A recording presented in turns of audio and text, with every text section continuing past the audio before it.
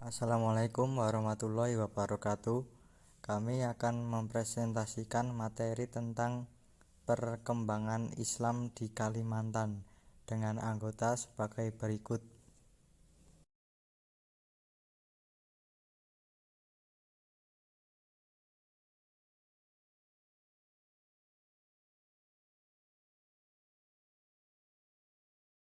Perkembangan Islam di Kalimantan.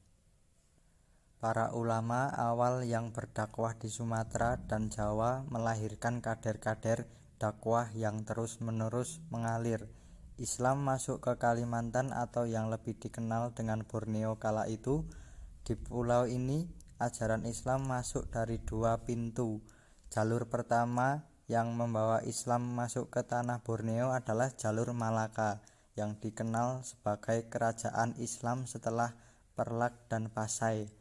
Jatuhnya Malaka ke tangan penjajah Portugis kian membuat dakwah semakin menyebar. Para mubalik-mubalik dan komunitas Islam kebanyakan mendiami pesisir barat Kalimantan. Jalur lain yang digunakan menyebarkan dakwah Islam adalah para mubalik yang dikirim dari tanah Jawa. Ekspedisi dakwah ke Kalimantan ini menemui puncaknya saat Kerajaan Demak berdiri. Demak mengirimkan banyak mubalik ke negeri ini. Perjalanan dakwah pula yang akhirnya melahirkan Kerajaan Islam Banjar dengan ulama-ulamanya yang besar, salah satunya adalah Syekh Muhammad Arsyad Al-Banjari. Islam masuk ke Kalimantan atau lebih yang dikenal dengan Borneo melalui 3 jalur. Jalur pertama melalui Malaka, yang dikenal sebagai kerajaan Islam setelah Perlak dan Pasai.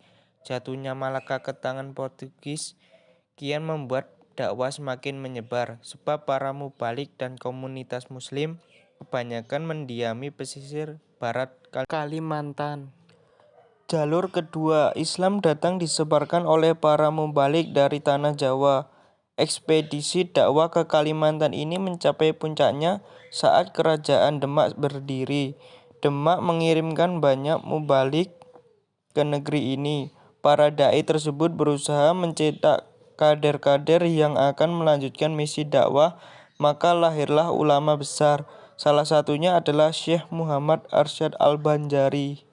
Jalur ketiga, para dai datang dari Sulawesi, Makassar, terutama dai yang terkenal saat itu adalah Datuk Ri Bandang dan Tuan Tunggang Parangan. A. Kalimantan Selatan. Masuknya Islam di Kalimantan Selatan adalah diawali dengan adanya krisis kepemimpinan di penghujung waktu berakhirnya kerajaan Daha Hindu. Saat itu Raden Samudra yang ditunjuk sebagai putra mahkota oleh kakeknya, Raja Sukarama, minta bantuan kepada kerajaan Demak di Jawa dalam peperangan melawan pamannya sendiri. Raden Tumenggung Sultan Demak, Sultan Trenggono menyetujuinya, asal Raden Samudra kelak bersedia masuk Islam. Dalam peperangan itu Raden Samudra mendapatkan kemenangan. Maka sesuai dengan janjinya, ia masuk Islam beserta kerabat keraton dan penduduk Banjar. Saat itulah tahun 1526 Masehi, berdiri pertama kali kerajaan Islam Banjar dengan rajanya Raden Samudra dengan gelar Sultan Suryanullah atau Suryansyah. Raja-raja Banjar berikutnya adalah Sultan Rahmatullah, putra Sultan Suryanullah, Sultan Hidayatullah, putra Sultan Rahmatullah, dan marhum Panambahan atau Sultan Musta'in Billah.